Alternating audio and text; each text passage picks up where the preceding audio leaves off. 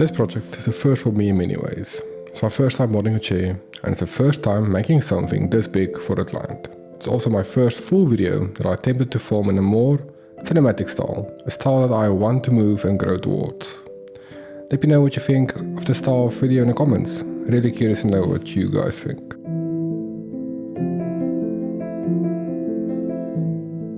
You'll no doubt notice in some of these shots in the background that I was still using a bold light to light the scenes. Later on in this video I got my first studio light. After spending way too many hours researching lights, combing through sponsored BS reviews, I eventually landed on one. I'll let you know when the footage switch over to the studio light, although I'm pretty sure that if you pay attention it will be quite obvious. Either way, it brings me one step closer to that elusive cinematic style. I'm always torn when I'm editing these videos between how much of each part of the board should be shown. For instance, 70% of the time was spent sanding, but no one wants to watch someone sand for 30 minutes. Preparing all the stock to be used takes quite a bit of time also, but is it interesting to watch someone cut wood down to length and run them through the planer? Not likely. Is the answer then to completely skip stock prep in the videos, or does that set a scene? Like a sort of mood lighting, where you know everyone already knows what they are about to watch, and yet setting the mood just feels right.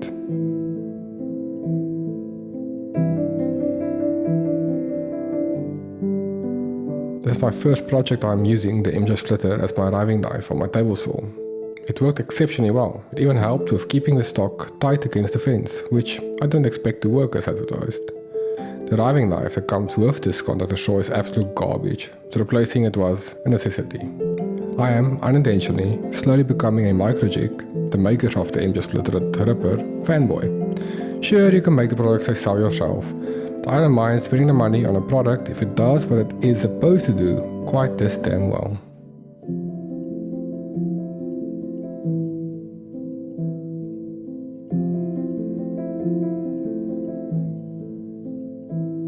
If you watched my previous videos, you'll notice I have a new sander, the Festool ETSC 150, a name that just rolls off the tongue.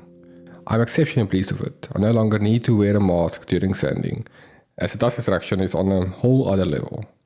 The one feature I expected to just be a marketing gimmick, the LED light bar on it, turned out to be one of my favorite features on it. It magnifies any small uneven spots on a surface you are sanding so well, it really did help me get a much smoother finish on parts where I would normally have thought it already perfectly smooth by look and touch alone.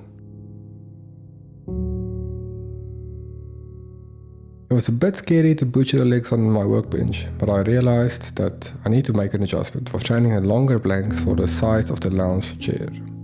I made a hole on the leg opposite of my vise, on the same level as the vise. This way I could insert a dowel to act as a support to sand the long boards. It worked quite well, to be honest.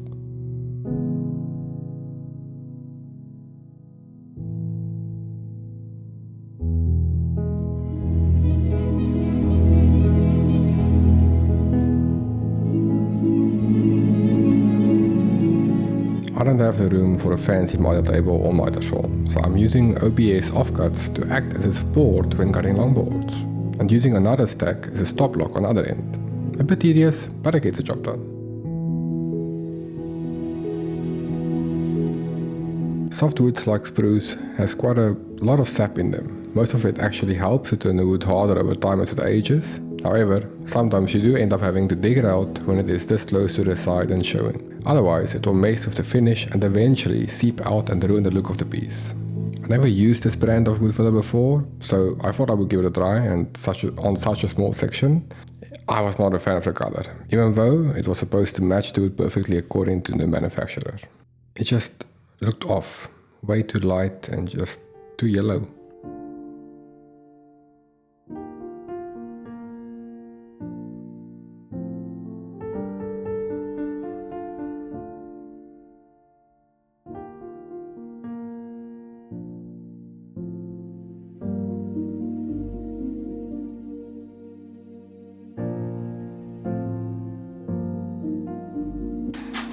So, I'm excited.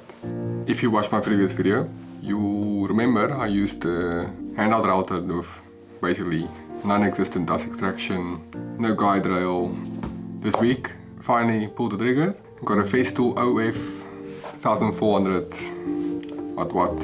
So today we're going to use it for the first time together. We're going to be rounding over actually all of these corners to give the chair a nice soft feel. So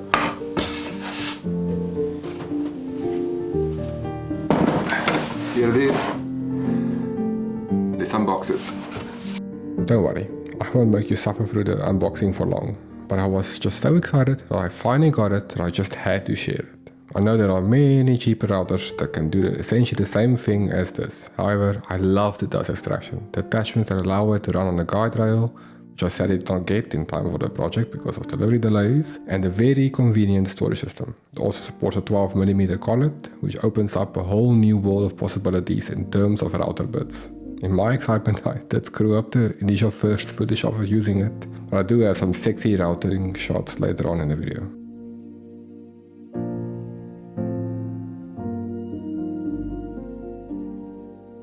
I initially tried cleaning up the corners with the sander, but it felt a bit harsh and removed too much material on the softwood, so I decided to tackle it by hand. It took many hours by hand, but I feel it was the right choice in this instance for what options I had. During the routing, one of the knots popped out. I decided to use epoxy for the first time in my life to fill it instead of wood filler, since all the cool people on YouTube does it. I watched so many projects gone wrong videos on epoxy that it made me quite a bit nervous. I did soothe myself with the fact that this is luckily quite a small amount.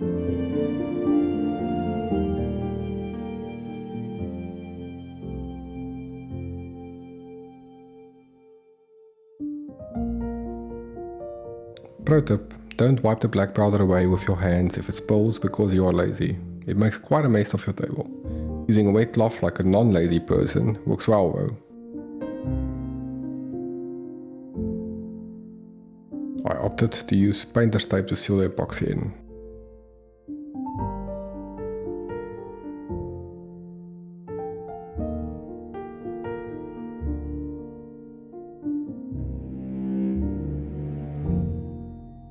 I left it overnight and this was the result.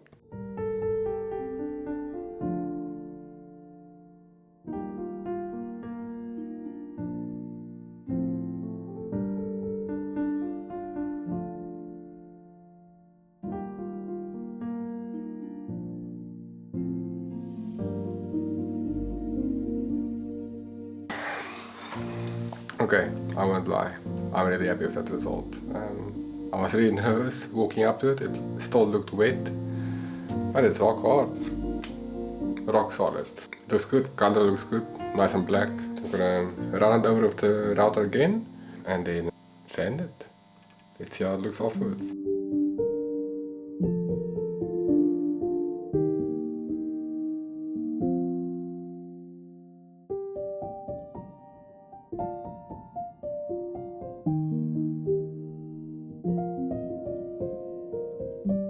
Overall, I was pleasantly pleased. And yes, you can be pleasantly pleased. Where I was less pleased is the fact that the backboard was too high. I didn't properly account for the rounding over of the edges, which meant ripping the one edge again on the table saw and routing it over again.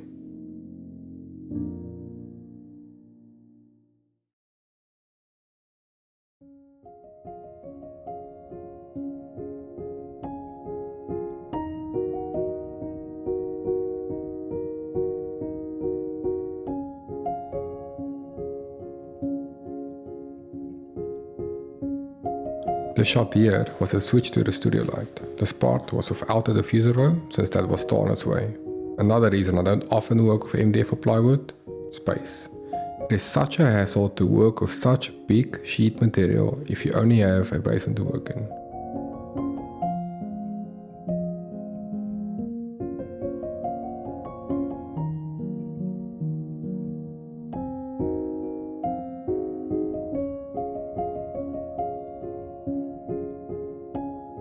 I decided to first cut it in half with the circular saw to make it more manageable to work with.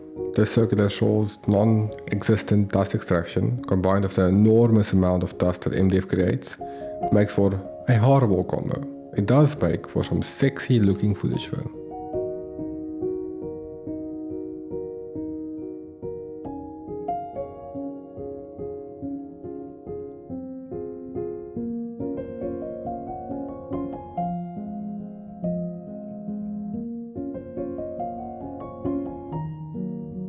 might be wondering what the MDF is for, and that's a fair question.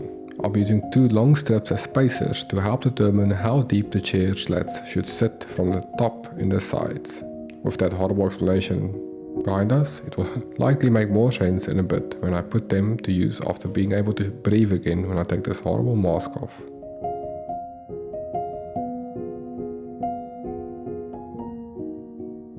I'm also going to use small bits of it for the dowel jig, since, as you might remember from my previous videos, I have a strange dislike of screws, which means I'm headed into a world of pain with this bolt with over 70 dowel holes to measure and draw. The idea behind the jig is to remove the need to measure out all the dowel holes. Spoiler alert, it only worked partially because of that little bit the slats are removed down from the top of the chair.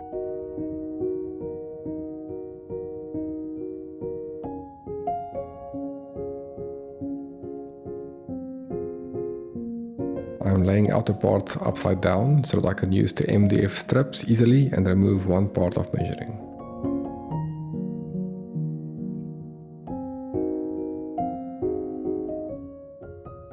I'm using an offcut to set the distance between each slat, since that is a lot more accurate than measuring by hand, or at least my hands.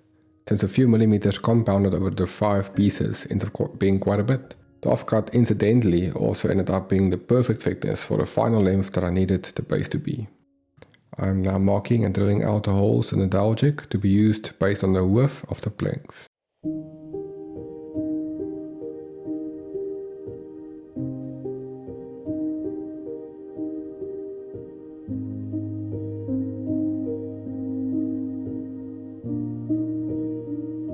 You might already have noticed, but from here on out, and somewhere during the making of the dowel jig, I started using the diffuser on the light.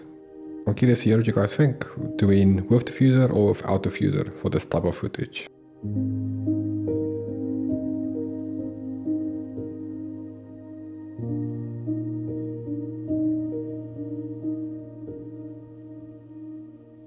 As opposed to the dowel jig from my previous video, I decided this time to just use it to mark out the hole locations. It worked a lot better and more accurate this way.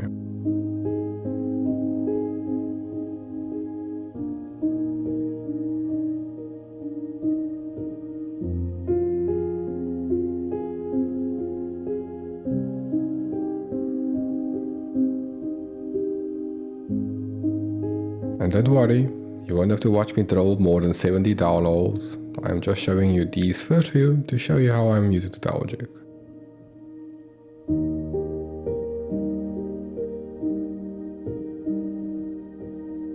Since making your own dowels is a lot cheaper, I am measuring the midpoint on how long I want to cut the dowels.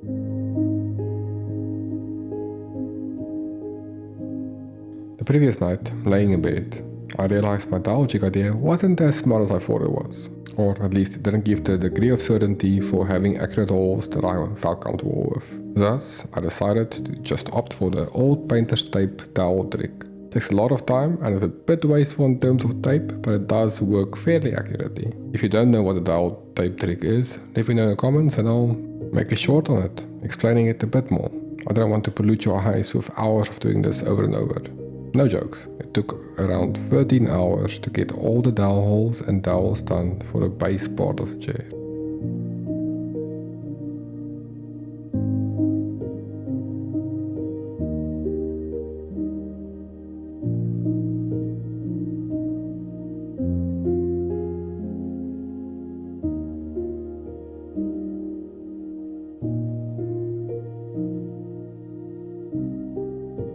Since I switched over to the tape method, I decided to also just draw these holes spaced out by measuring it by eye.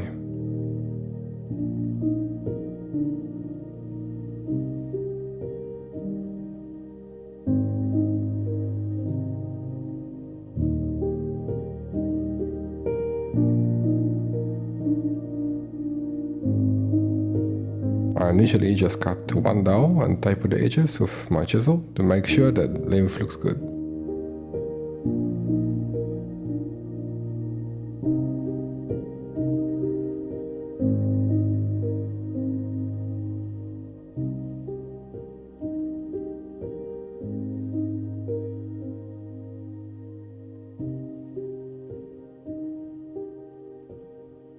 I was quite happy with the length. That's what she said. So I decided to cut out the rest of them. They ended up flying everywhere quite a bit, but don't worry, I wore my safety glasses. I did have to go hunt for them all over the place afterwards though.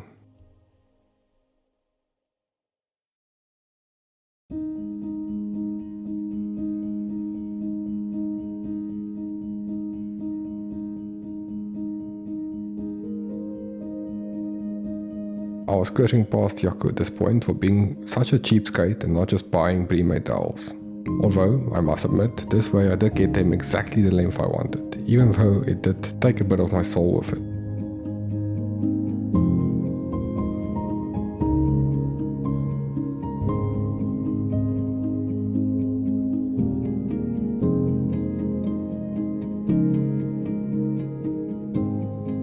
Why am I making the seated part of the chair so short? Is it a reclinable chair, you ask? Well, I asked the client that exact question, and he did give a reasonable sane answer for wanting it this short. This makes it a lot more compact to move around, and because it is going to be really close to the ground, your feet can easily be supported on the floor when reclined backwards to still be able to relax on it. I have a very sexy picture of me on the chair if you stick around to the end.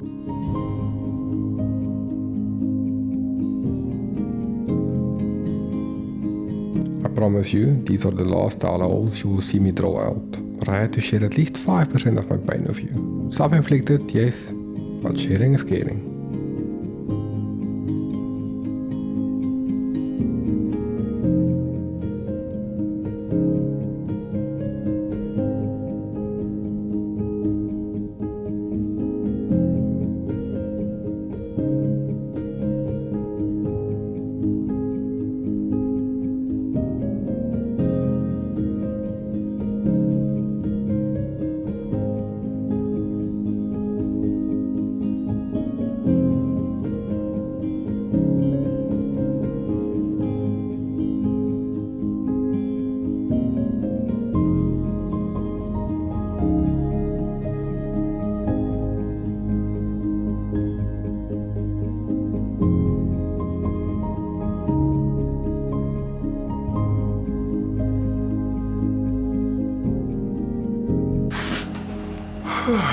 Okay, spending way too many hours on towels. I regret my life choices. It's finally time for the part I've been dreading for the last few days.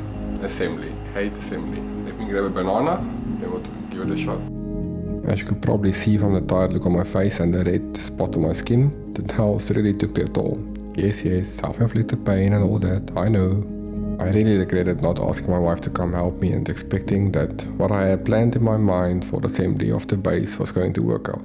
It didn't. Sadly, the camera cut out after 30 minutes of struggling, but it was quite a struggle to get all the dowels aligned and inserted, and I almost screwed up immensely a few times. Eventually, I did get it all in though. That's what she said.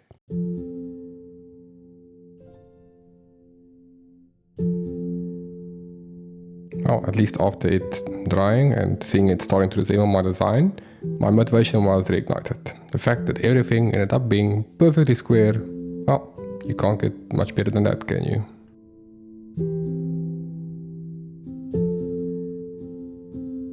Look at that smug face. I'm really hating past Jaco right about now. I thought I cleaned most of the loose bolt during the glue up, but clearly I did a terrible job. At least the glue on my bench still came off easily. Silver linings.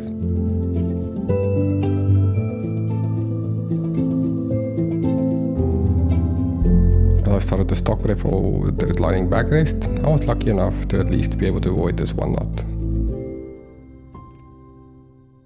I was so stoked about getting this shot and this angle, but alas, it looked a lot better in my head, just like most of my designs.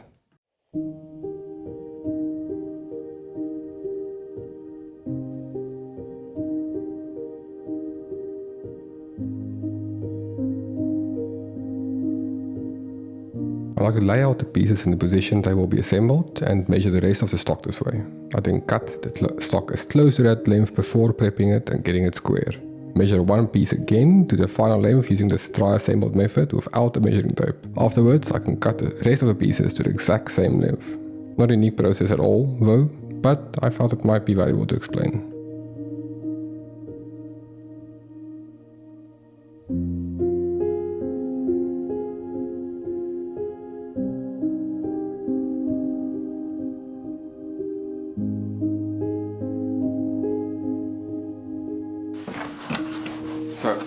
my dear wife, my beautiful wife, who I love dearly, noticed how frustrated and a little bit negative I was while drilling the dowels for the lounge chair, for the base, which took about 13 hours of measuring and all of that. And she knows there's something that I've been wanting for a very long time. Come have a look. I finally got it. A Festool domino, the king of joinery tools. I hope you won't hate me too much. I promise not all my future projects will only use dominoes, but we'll still have traditional joinery also, I promise you. However, for now, just look at it. Look at how easy this is going to be compared to the dowels. Mark the lines, set the depth and height on the domino, and start plunging. Yes, plunging. Don't plow off your domino. I tried my very best to still make the shots look as sexy as possible, even if I am using the hated domino. But that does look good. Don't you agree?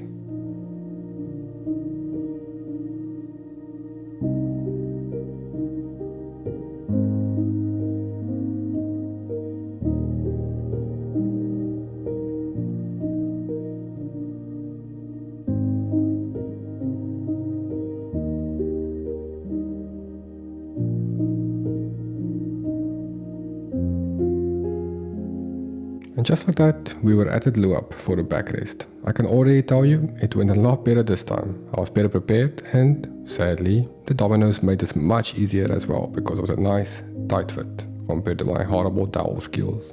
I almost feel obligated now to give a normal disclosure. You don't need a domino, you can use dowels, and I proved that during the first half of this build. You might, no, you definitely would, be able to do it quicker than I did with the dowels using a proper jig. But damn, you have to give the domino credit where it is due.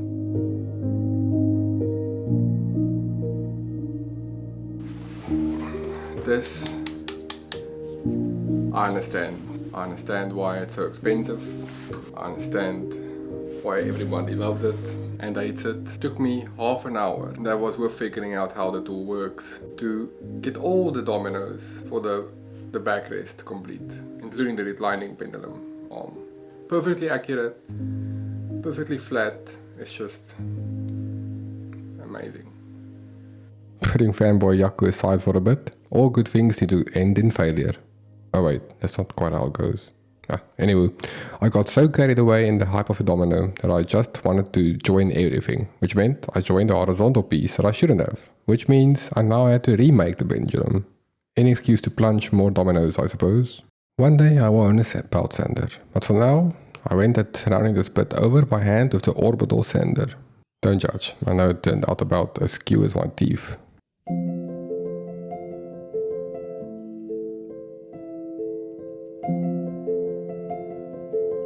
Yeah, I know, I hate doing the no hardware build also, but sadly I had to use these bolts to act as hinges for the reclining backrest. I'm not hammering them in all the way to first test the reclining mechanism, where I found out that the pendulum was about 2 fingers too short. If I was a smarter man, I would have calculated that better with math and stuff, but, well, yeah, sadly I am not. The silver lining, I realized I can now go back to the first pendulum I made, which I labeled a failure. However, just like my high school teacher, I was wrong. I cut off the top part, cleaned it up, and it turned out to be the perfect length.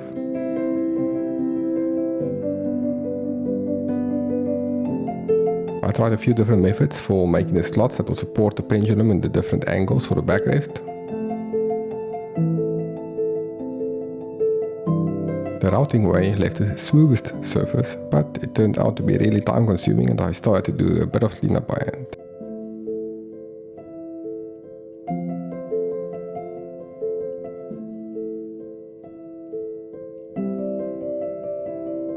Then I decided to get it more perfectly straight on the table saw. This worked really well, it just left a bit more cleanup by hand though, and took a bit of time because I had no dado stack. I was quite happy with the result though, so decided to use it for the rest of the slots.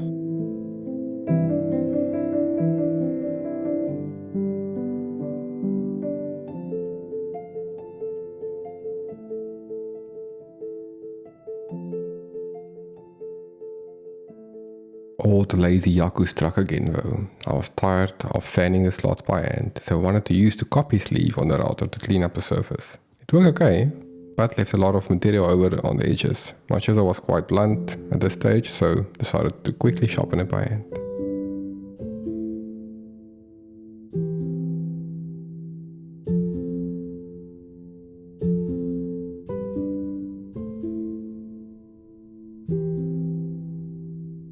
Cleaning up the edges still took quite a while though, and it's never quite as satisfying as cleaning up the edges with a chisel on hardwood.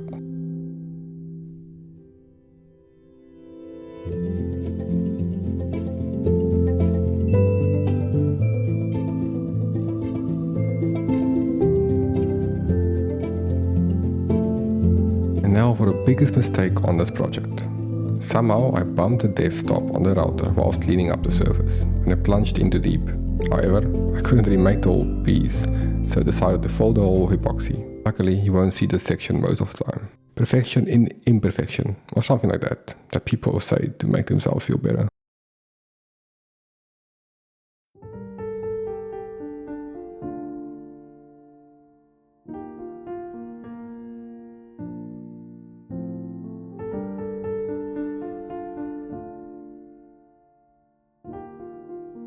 However, this time I was a bit less lucky with the epoxy. It turned out the epoxy seeped through the one knot all the way through to the other side. Luckily, it only ruined the top of my bench and I was able to sand it off.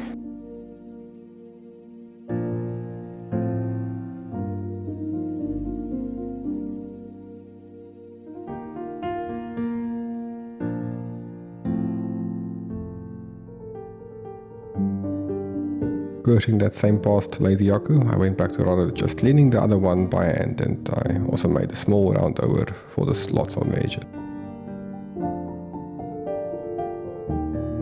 Sexy domino shots.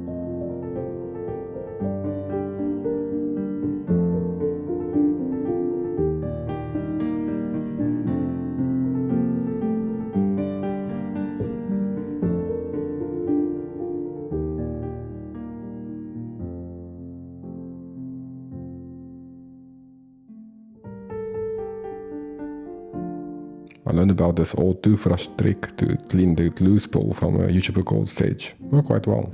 I got these cheap plugs online, so I was just testing to see if I can get one to match the grain as closely as possible. After getting pieces that came close, I just sanded them smooth. If you are still with me, thank you. I'm truly impressed you stuck around. This has been a long one. We're nearly there. Getting ready for applying the oil, I cleaned the wood with a wet cloth. Because this will be an outdoor furniture piece, I decided to use outdoor oil that protects it against the elements. The manufacturer recommends using a brush, but that turned out to really not work well, and was really difficult to get a nice even coating. To give it a fair shot, I did persist for the first layer though.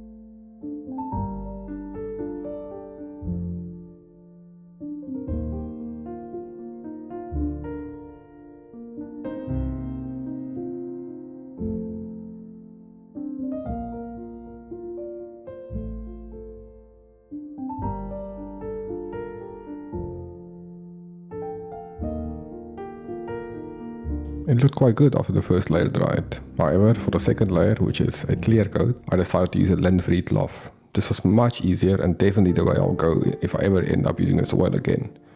Bonus points for looking much better on camera also. And so it was time for the final assembly, and also just enough room for the last small mistake. The bolt was too long for the pendulum. I first tried using an old metal handsaw, but gave up on that and just used an angle grinder to cut it shorter. Pro tip that I learned from my dad, which saved my bacon here: keep the nut turned on before cutting. This way, after cutting, you can unscrew the nut and it cleans up the thread again to make it easier to be used again. scary times. After hammering this in all the way, there is no going back.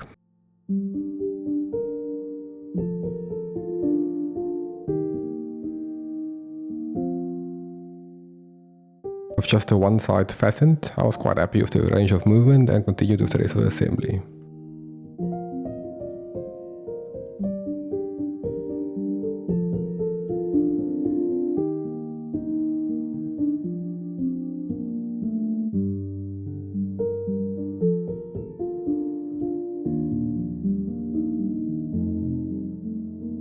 Look at that, it actually works! The recline mechanism worked, and after a bit of adjustment on the nuts, it was quite smooth.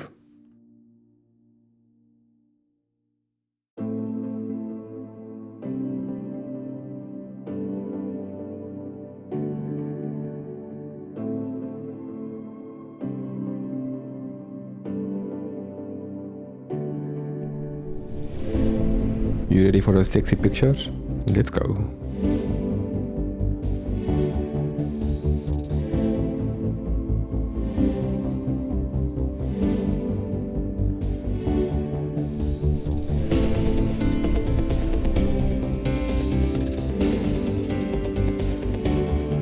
I promise you, that's my happy face. It was actually really comfortable. Once again, thank you so much for sharing this experience with me and joining me on making my first ever chair and biggest project for Recline so far. The first of many more to come. I would love if you could drop a like and subscribe. Might be crazy, but let's see if we can get this to 2000 views. See you on the next build.